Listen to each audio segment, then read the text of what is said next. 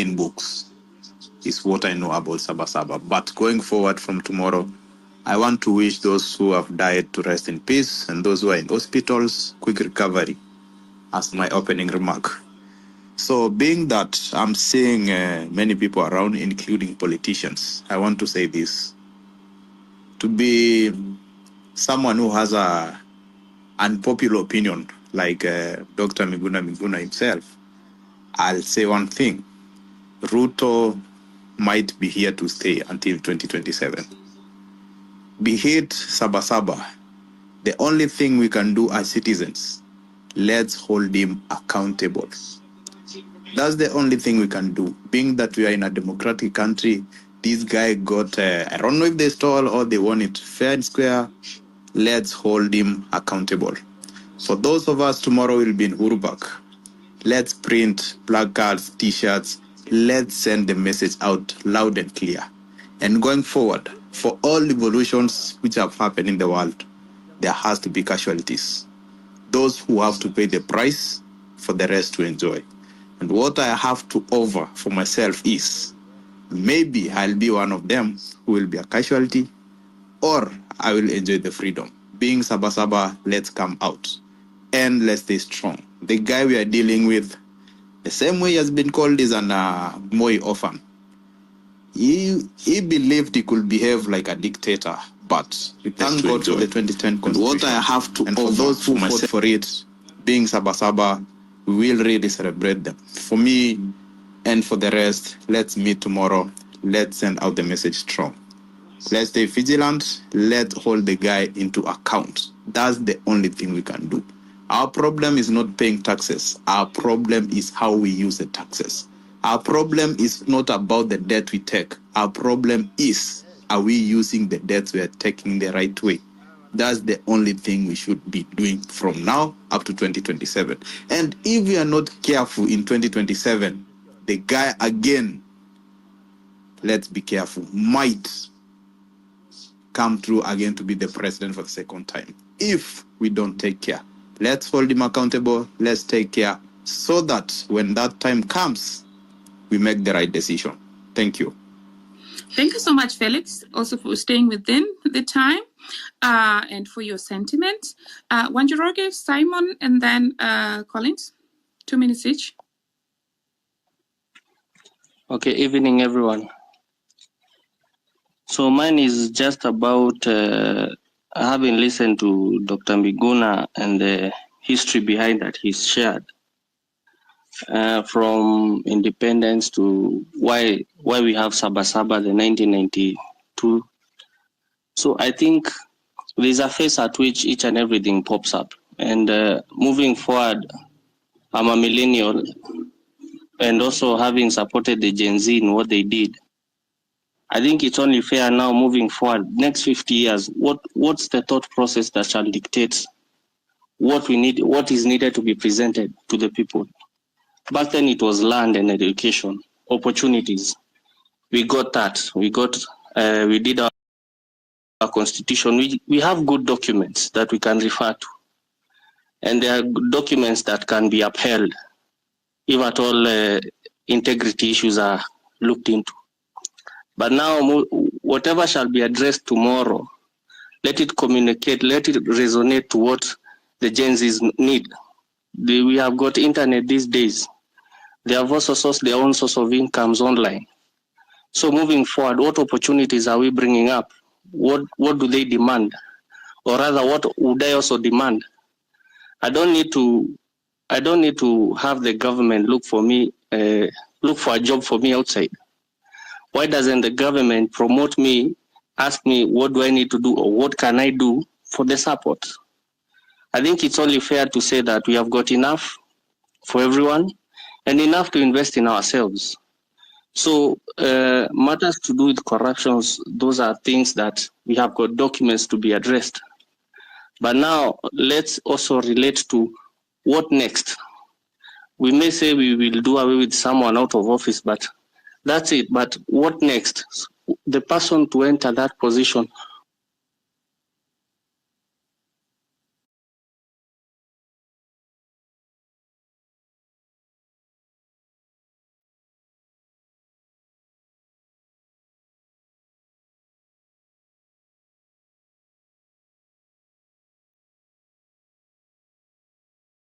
I don't want to say much, but as much as what transpired with the initial demonstrations communicated a lot, the Gen Zs and the millennials need direction. We already have what was fought for during independence. So what next? What opportunities are we going for? We've got a lot of youth that is so much educated but unemployed. What opportunities are there? But saying that you are sourcing for opportunities out there, yet there are some other barriers out there that, as you say in Germany, one needs to be conversant with their languages and matters to do with racism. Some of us have got ideas that we need to be invested in. I can present an idea, people contribute, and something comes up, employment comes up. Yeah. So our Saba needs to be guided. Let it not be personal to attack someone, but it's 100 years from now. This is a revolution. 100 years after, something else will crop up. Mine was just that. So let's not lose focus with what we want as an agenda. And also let's not forget that we already have representation. Yes, but we need to guys. My voice sounds very not as intimidating, but you guys are going to force me to crack the whip on you. If it's 2 minutes, it's 2 minutes, and when you're taking 3 to 4, you're being Marge, I can't hear anybody. Okay, who is speaking? It's me Hello? speaking. Is Margie speaking? Can you ask Dr. Hello? Yes, Dr. Dr. Can Dr. we can hear you. Go text him, Hillary. Yeah. Yeah, let me text him. Yeah. Yeah. He can log in and log out and come back. Guys, okay. Margie, can you hear me? Yes, I can hear you. Who's speaking? I can hear you. Simon should go and then Kolo. Oh, okay. Simon, can you go ahead and then Kolo? 2 minutes each. When I raise my hand, the 1 minute is over. Then you know you have 1 minute left. Simon?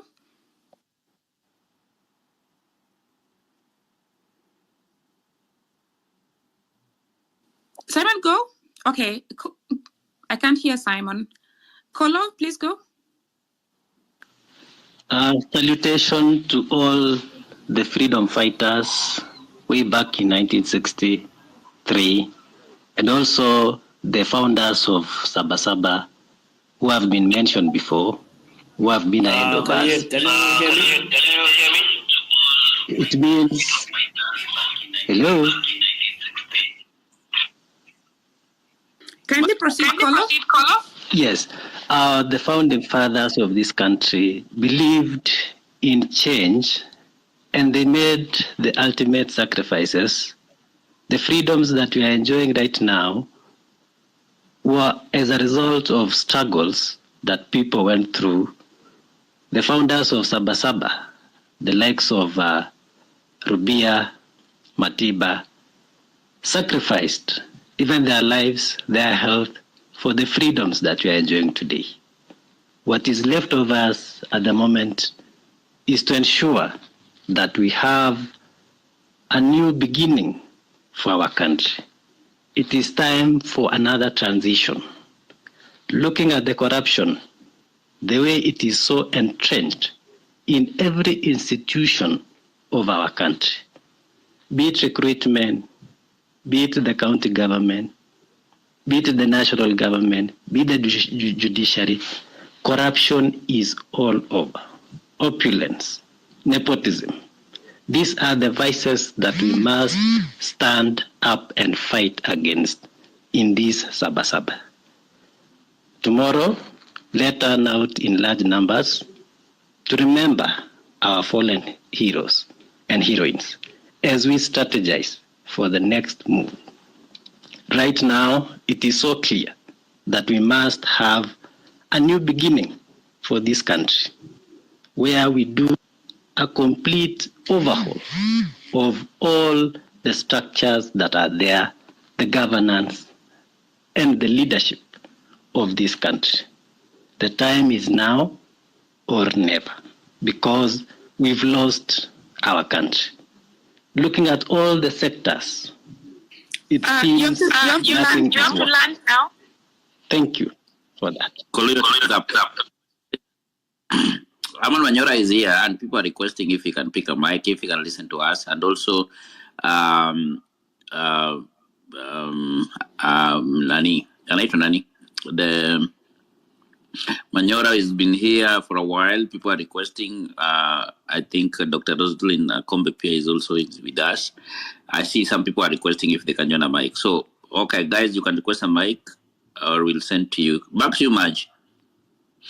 Thank you. Dr. Please test the mic. We see if you're now on. Testing. Can you hear me? Yes, we can hear you. Do you want to chime in or should we proceed? Yeah. I would like to chime in. Go on. Thank you very much, and thanks all the contributors. I would like us to stay focused. This is not the time to lose focus.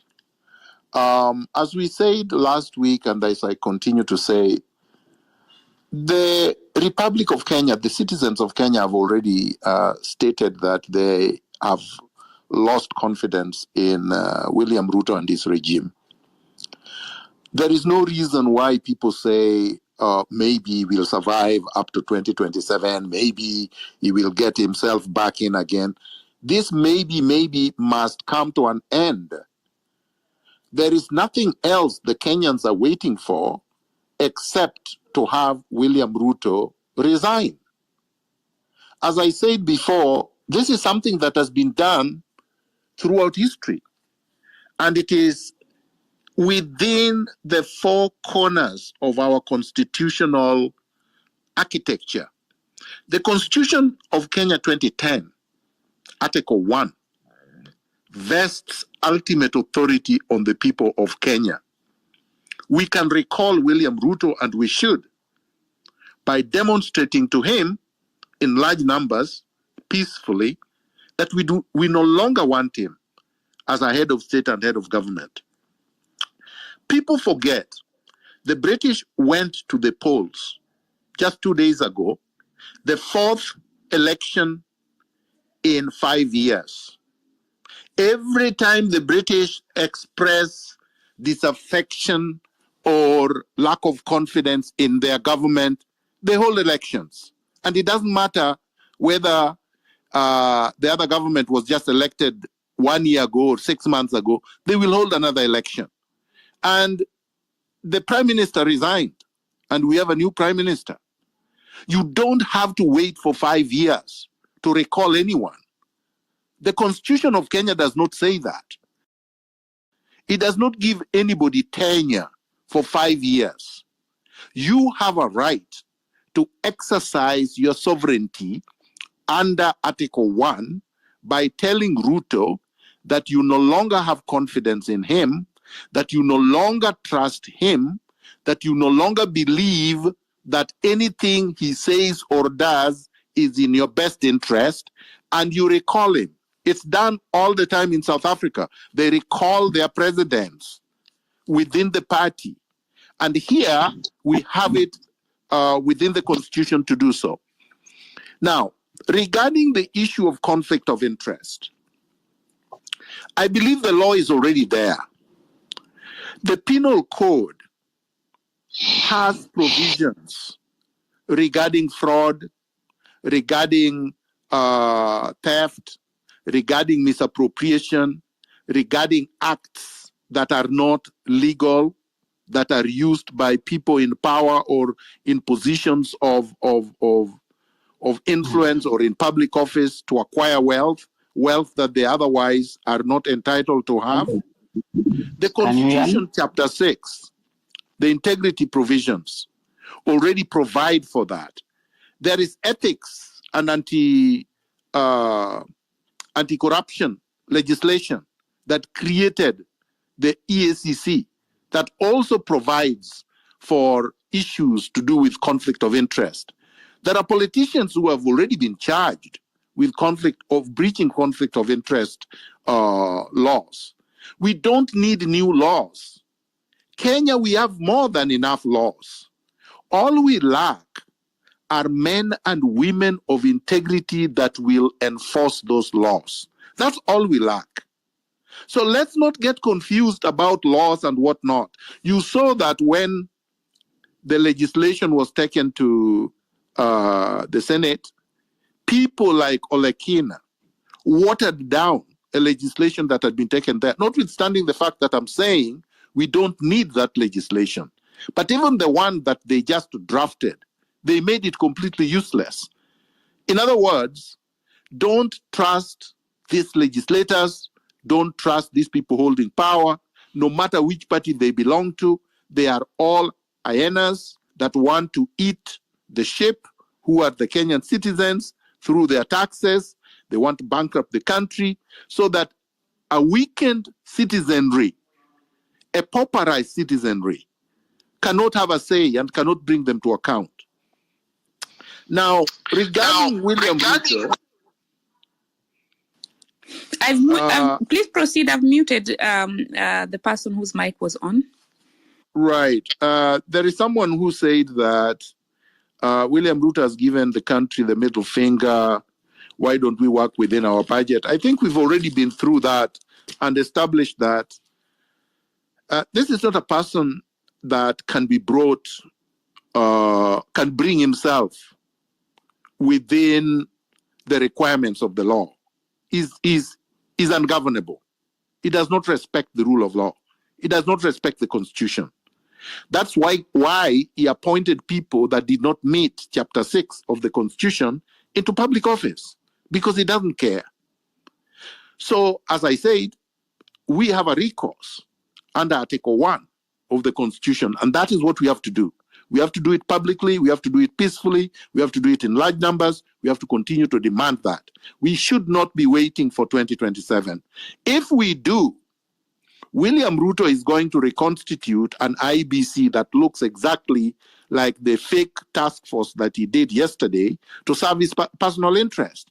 And then the IBC that he has reconstituted will be a rubber stamp to coronate him in 2027. We cannot actually betray the people who have died and allow him to do that.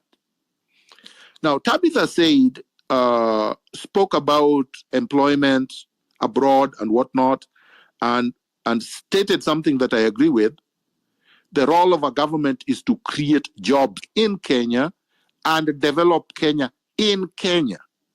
So this nonsense about exporting workers to wherever is just that, nonsense. A country cannot spend millions of shillings educating each person, training them, only to take them out to go and work. So that's basically not just a brain drain. It's also a sabotage of your economy. Because how are you going to recoup the money that you have used to educate and train these people only to ship them outside to go earn menial jobs and develop other people's economies? Now, the issue of Kingsman said about the Auditor General's report, whether we can tell the IMF and the World Bank that the debt that is outstanding is odious debt and that we are not going to pay. Exactly. This is precisely what we should do.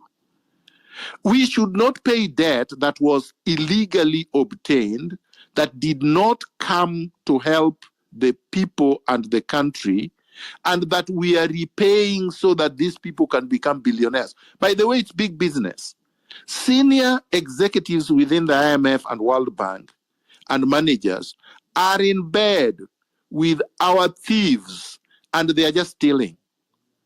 Nobody should tell you that IMF executives are not conspiring and are not looting Kenya and other countries so that they can come to, quote unquote, our rescue when we are already bankrupt.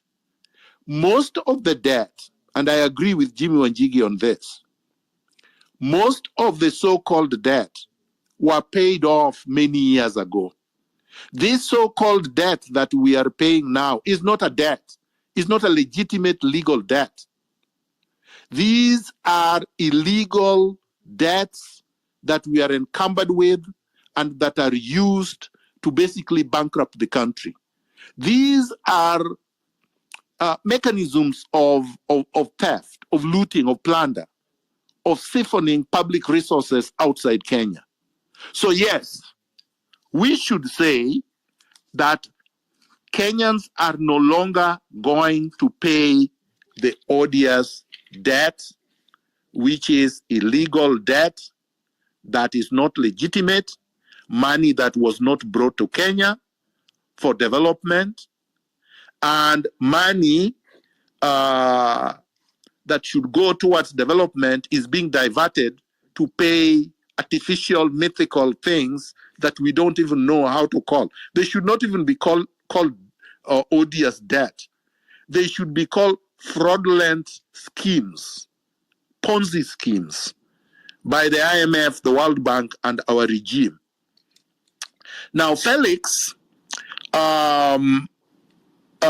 made a comment about, I think that one I've already addressed, about Ruto staying up to 2027. I don't think we should allow him to. And I don't think anybody should imagine that that would happen.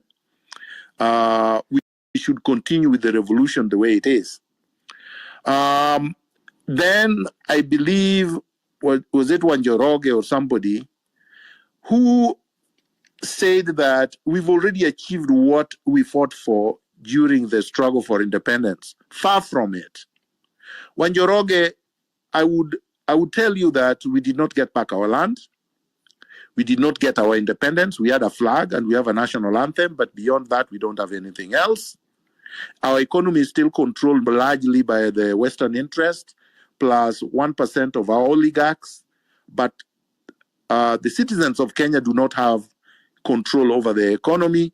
They don't have control over their politics. We do not have control over our culture anymore. We don't have control over our social affairs.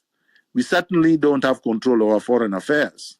We are dictated to by Washington and by London and Paris. So no, we don't have our country back. We never achieved any independence.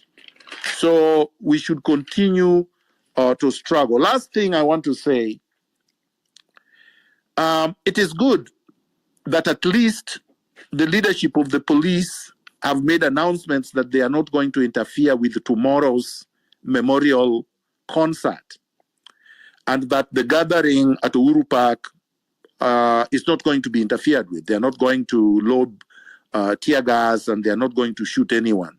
Well, we hope that they are not going to hire criminals to interfere with the citizens, because when the citizens gather in large numbers there, I think the citizens should put it as a duty that if any of the thugs are unleashed on them, they should punish those thugs.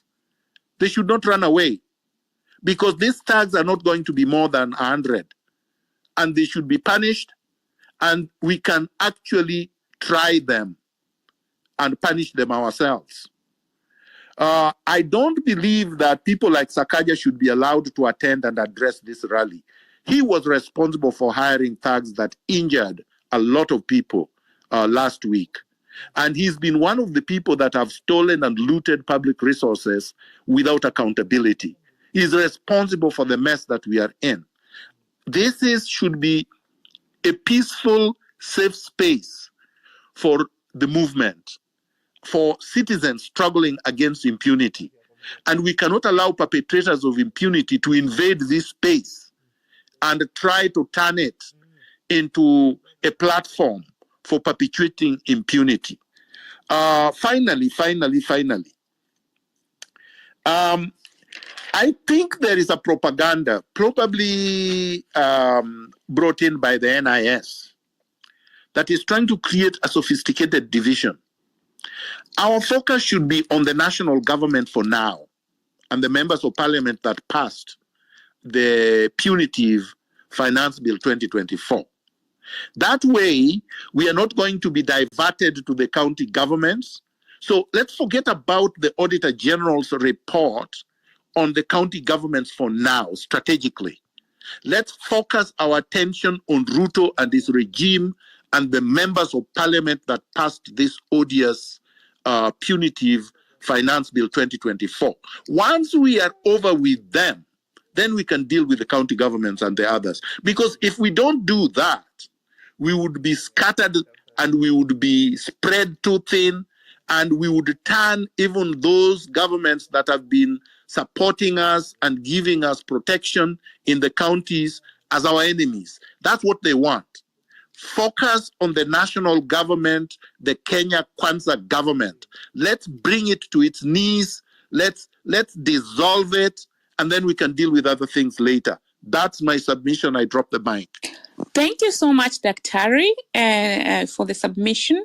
I would like to really request, we've hosted Daktari, I think 3 times, and there are speakers who have had a chance to speak, but there are speakers who actually inboxed me. They have been trying for 3 sessions to get to the mic, but they never managed. So if you have spoken before, kindly give the chance to other speakers who have not spoken so that we can add them, because really they've been trying and they also want to put their points across. Now we head to Cliff, Giorgio, Dean, and Kitoni. Yeah, Yes, please. Maji, can I just say Yes, something? please.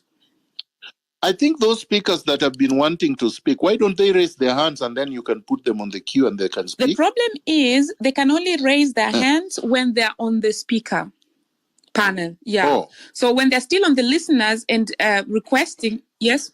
They can wave. They can okay, wave. okay. We can Let's just do say that. they can wave. Okay. Yes. Yes. Thanks for the tip. Okay, guys, you hear that? Kindly keep waving and then we add you. Meanwhile, let's go. Cliff, Giorgio, Dean, and Francis, as I look for those other ones, and then we go. Yeah. 2 minutes each. Yeah, thank you very much, Maj.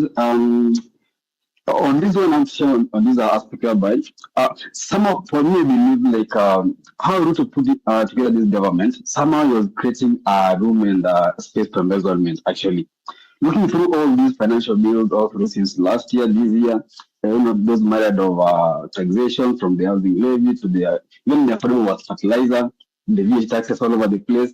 I believe somehow even having those so incompetent CSS or PSS or all those kind of officials, the SS official, was somehow there intentionally.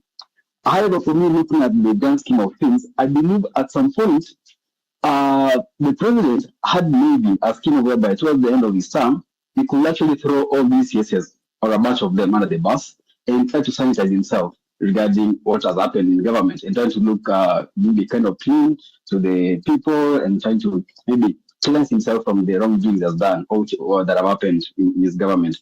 Although he's the chief leader of this government, he's the chief person who should be in charge, I believe that I think the should have said that one quite clearly. We should put Ruto on task. He's the one on the spotlight. We should not try to divert the attention of the mismanagement of the country to the people who him as a person, him even very person he appointed. I was very disappointed. I think I saw a video today or yesterday whereby when I was appointing, I think the IG, Mr. Kome, he didn't even know who that was. They were wondering like, how could you appoint a person who don't even understand who he is, the second name, what they do, and all of that. So I think we should really stay focused on the point that regardless also as much as we are calling the overhaul of the cabinet, still of course now the focus majorly lies on the president for any mismanagement, for the appointments, for any appointment of the state officials, and also still the back stops to the president in terms of any management or mismanagement of this country. I hand over the mic. Thank you. Thanks for being brief. Kingsman, help me identify them. I saw a lot of waves. Let me drop Cliff. Giorgio, Dean, Mzalenda already added you. 2 minutes each. I think also those people who have spoken, Giorgio Kiasi, those who have spoken can speak automatically, and then now we can be able to add others. I'll also be checking as you're doing this. Yeah, thank you for this opportunity. For those who don't know me, I'm a comedian in the United States, been, struggling for a very long time trying to understand this capitalist system. I went to Nation TV to talk about capitalism. It's been a pain. I'm from Githurai. This is where the massacre was committed, just because the highway is so flat. It's a killing field. So there is no negotiations. Thank you, Miguna. There is no negotiations with someone who has blood on your hands. When you have blood on your hands, you don't go to the public. We are not going to let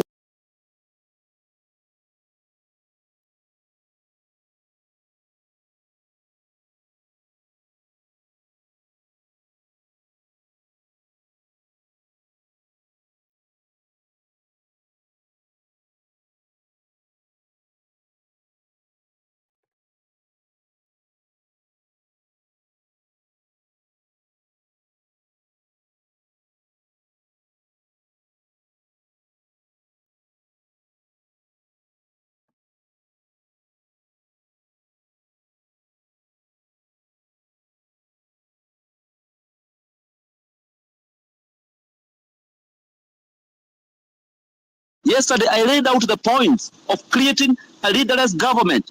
I even brought guns. Guess what we got? We got nuclear weapons. We got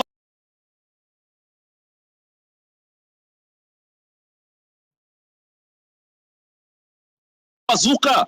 Okay. We're gonna come from each and every corner of the world. Joe, if you could, yeah. Yes.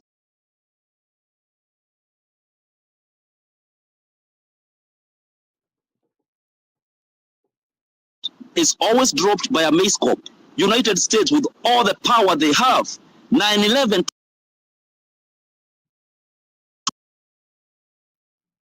cutters and wires and fuck them up. William Ruto and your cronies, we're gonna fuck you up, and we ain't stopping. Love you, my people. Keep it strong. Saba Saba, here we come. We ain't stopping. Nothing is gonna stop us. We are not scared of death because you know. And Zalendo in that order.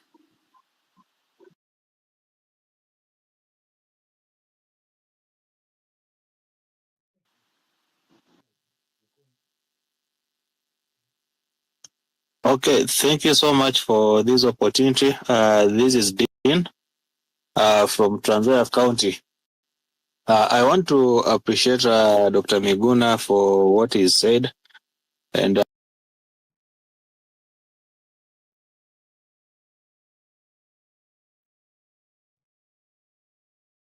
in his cabinet.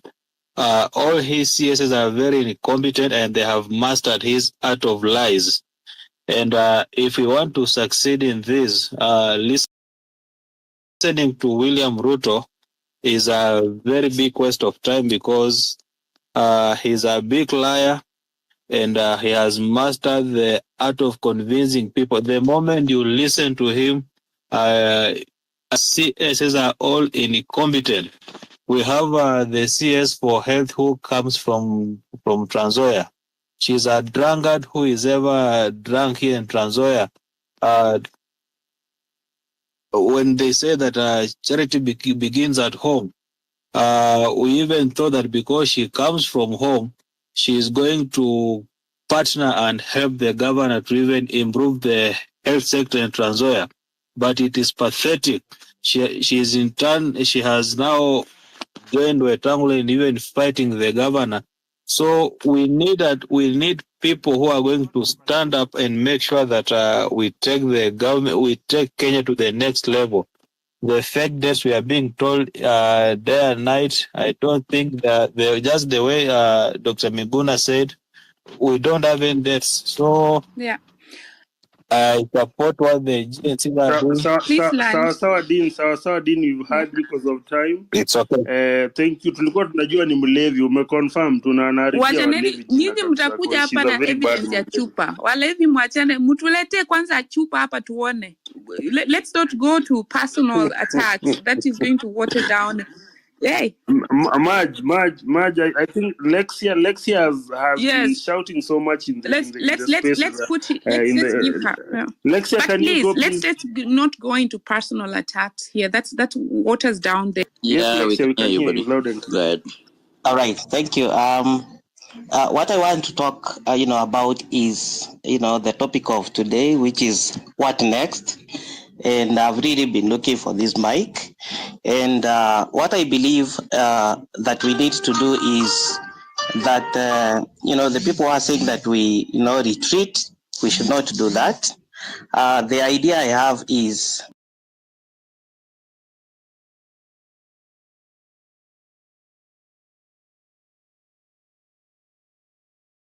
that we, the likes of Boniface, the likes of Shadi, who started with those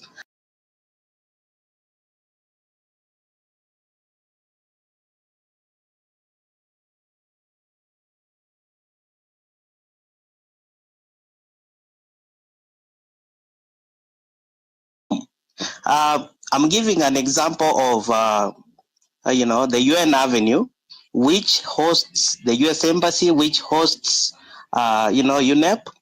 If we occupy, the both ends, which is, Limuru Road, and also on the other side, the Northern Bypass, then definitely everything will come to a standstill. Nothing will take place at the U.S. Embassy. Nothing will take place at UNEP. And this will call, the reason why I'm saying the U.S. Embassy is because these are, the tyrant is the puppet. And you see, our policemen are now guarding, the embassy of, U.S. in Haiti, which is really a sad situation. But if we occupy,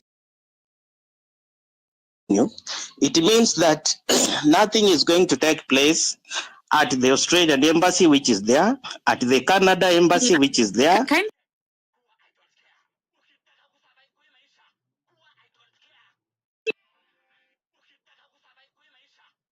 Embassy. 2 minutes each. Kindly land. Yeah, please. Yeah. The tyrant to make sure that he's signed the bill by Tuesday, as he said, but not just appointing anybody, but anybody that we are going to allow to be in that, seat as the IBC chair, probably, William Tunga. So I believe if we change those, and anybody who can reach to, Boniface, anybody who can reach to, Shadi. I think we lost. Next speaker, please. Alexia, I think we lost you. Zalendo, and then Dr. if you want to chime, then you can go after Zalendo. Zalendo, 2 minutes.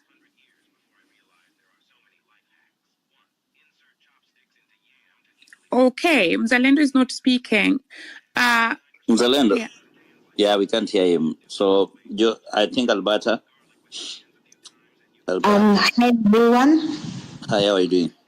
Fine, thank you. Now, I just want to be very brief because I noticed that as Kenyans, we have a psychological problem. I think that we should all be in the consensus that this government, our employees, and we are not subordinates to them. We did not swear any oath of personhood to Mr. Ruto. We didn't swear anything to him. He is the one who swore an oath to the Kenyan people to do what is mandated in our constitution. And from what we've witnessed from his regime, it's obvious that his entire government is absolutely incompetent. I want to just provide encouragement to the compatriots, including the longtime veterans from Saba, to let them know that we understand now more than ever what you've been trying to tell us for years, that we do not owe public officials loyalty, obedience. We are not their spouses. They are not our children. We are not their subordinates. We are nothing to them. They should do their work and they should not expect any thanks from us. Thank you. Oh, great, Alberta. That was very nice staying within the time. Guys, next speakers, just do that. And Dr. do let us know how many minutes you have left so that we can plan around that. But meanwhile, yes. Marge, actually, I wanted to say that I would like to go. I think we've had a good discussion. I agree 100% with Alberto, or is it Alberta? But if somebody has something that they want to ask, I would answer it before I go. But I thank everybody. Unfortunately, I wouldn't be able to stay up to the end. Okay. No problem, Dr. I think you can pick a few. Maybe you pick 4 or 5, and then you respond to that, and then we can let you go. All right, I'll listen. Architect, who else? I think we can add a few. I think only a person who has a question, because he's leaving actually now. He's just waiting for a question that he can answer before he leaves. Is there anyone in the panel who has a question for Dr. Miguna? Okay, architect, shoot the question and then he can wind up. Yes. Hi, thank you guys for giving me an opportunity to speak. I'm from the Caribbean, very close to Haiti and what's happening in Haiti and so on. We know the whole history about Haiti. And when I saw Kenyan troops guarding the U.S. Embassy in Haiti, I thought to myself, wow, that's interesting. But I have a question for the doctor. I know that you have more experience than me. I know that in revolutions they have points of escalation, and I really think that Ruto should really go, because if he already done what he's done in a year and a half, can you imagine waiting for him in 2027 to leave? We can't allow that. So I wanted to ask the doctor, what kind of what else can we do, even those outside of Kenya, to escalate more and more legally? What can we do? Thank you so much for that question. Dr. Eric, please close with that. Oh, thank you very much, Maj. What can we do to escalate legally? I think I am more convinced than any other time that the only thing that we can and must continue to do is to protest. The frequency of the protest will be decided and determined by protesters who are on the streets and villages and towns and cities in Kenya. To hear what other people will say today and hopefully tomorrow during the Saba, I call upon all Kenyans who believe that they have power and they have rights to change the system, which is their system, and to take Ruto home, to show up in large numbers tomorrow during the Saba with one anthem: Ruto must go, which would symbolize the dissolution of his entire administration so that we can transform Kenya. I thank everybody. Viva. Thank you so much, Dr. Ari, for having time to come and at least address. I'm reacting. Was talking about bazooka and nuclear weapons. No, we're not going to understand that we have a legal responsibility.